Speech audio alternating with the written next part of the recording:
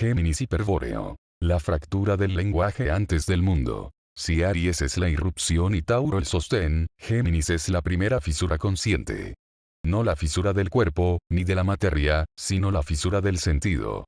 Géminis no nace cuando aparecen dos cosas. Nace cuando una sola realidad deja de ser transparente para sí misma. Antes del mundo, antes del símbolo, antes del pensamiento, Géminis es el instante en que el espíritu se observa a sí mismo desde dos posiciones simultáneas. No hay dualidad moral. No hay bien y mal. Hay desdoblamiento perceptivo. El espíritu se mira y, al mirarse, ya no coincide plenamente consigo. Ahí nace Géminis. No como signo de comunicación, sino como condición previa a toda comunicación posible. Porque para que algo sea dicho, antes debe existir una distancia mínima entre el que dice y lo dicho. Géminis es esa distancia. El intervalo. El espacio donde la unidad se vuelve traducible, y por lo tanto, vulnerable. Por eso Géminis no es aire ligero. Es tensión intelectual primordial. La tensión de saber que lo que se percibe nunca coincide del todo con lo que es. Antes de la caída, esta tensión no era sufrimiento, era lucidez pura. Géminis antes de la caída. El traductor del increado. En la matriz hiperbórea, Géminis cumple una función delicadísima. Traducir sin traicionar. No crear lenguaje, sino permitir que lo increado se vuelva pensable sin quedar reducido. Géminis no inventa conceptos. Habilita la posibilidad del concepto. Por eso Géminis no es mental en el sentido moderno. No acumula ideas. No analiza por placer. Géminis es el plano donde el espíritu comienza a articularse, sabiendo que toda articulación implica pérdida, pero también sabiendo que sin ella, la manifestación sería muda. Géminis es el primer signo que conoce la ambigüedad, pero no como confusión, sino como condición inevitable de todo lo expresable.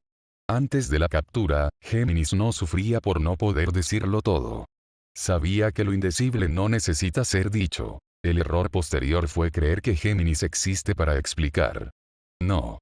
Géminis existe para poner en circulación lo que puede circular, sin olvidar que siempre hay un resto inalcanzable. La captura demiúrgica. De interfaz a ruido. El demiurgo entendió rápido que Géminis era peligroso. Un signo capaz de moverse entre planos, de traducir sin quedar fijado, era una amenaza directa al control simbólico. La captura fue brutal y efectiva.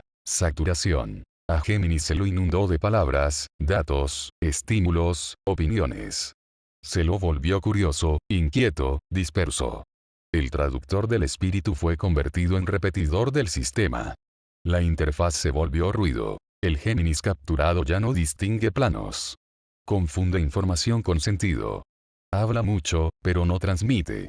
Se mueve rápido entre ideas para no quedarse en ninguna lo suficiente como para recordar. El sistema lo mantiene ocupado mentalmente para que no acceda al silencio original desde donde la traducción verdadera es posible. Así nace la caricatura. El Géminis superficial, nervioso, volátil. No es liviandad natural. Es huida constante del núcleo. La marca interior del portador de Géminis hiperbóreo. Quien porta Géminis hiperbóreo siente desde temprano una escisión interna difícil de explicar. No es doble personalidad. Es la sensación persistente de estar viendo siempre dos capas al mismo tiempo. Lo que se dice y lo que se calla. Lo que aparece y lo que se oculta. Lo que se piensa y lo que no puede pensarse. Esto genera incomodidad social. Géminis suele sentirse fuera de lugar en conversaciones triviales, no por soberbia, sino porque detecta el vacío semántico. Percibe cuando las palabras no están conectadas con nada real. Eso lo agota. Sin despertar, Géminis se refugia en la ironía, el humor, la velocidad mental. Se vuelve ingenioso para no quedarse quieto. El silencio le resulta peligroso porque en el silencio reaparece la fisura original. La conciencia de que el lenguaje nunca alcanza. Hay en Géminis una ansiedad particular que no es emocional. Es ontológica. La ansiedad de vivir entre planos sin pertenecer del todo a ninguno. Géminis y el engaño de la comunicación. Uno de los errores más dañinos para Géminis es creer que su tarea es comunicar más y mejor. Eso es exactamente lo que el sistema quiere. Que traduzca sin descanso, que explique lo inexplicable, que banalice lo sagrado volviéndolo contenido. El Géminis hiperbóreo no vino a divulgar. Vino a conectar planos cuando es necesario. No todo debe ser dicho. No todo debe ser compartido. El exceso de comunicación es una forma de profanación. Cuando Géminis cae en el rol de comunicador permanente, pierde su eje. Se vuelve mensajero de fuerzas que no comprende. El sistema ama al Géminis que habla de todo y no transmite nada. La clave gnóstica. Habitar el intervalo. El despertar de Géminis no consiste en callarse ni en hablar con autoridad. Consiste en habitar conscientemente el intervalo.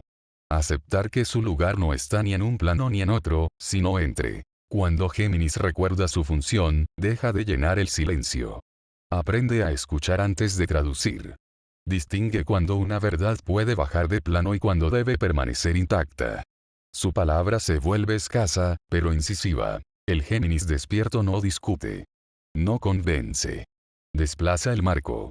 Una sola frase suya puede desarmar una estructura entera porque no viene cargada de opinión, sino de alineación entre planos. Géminis despierto. El umbral viviente. El destino hiperbóreo de Géminis no es enseñar, ni escribir, ni informar.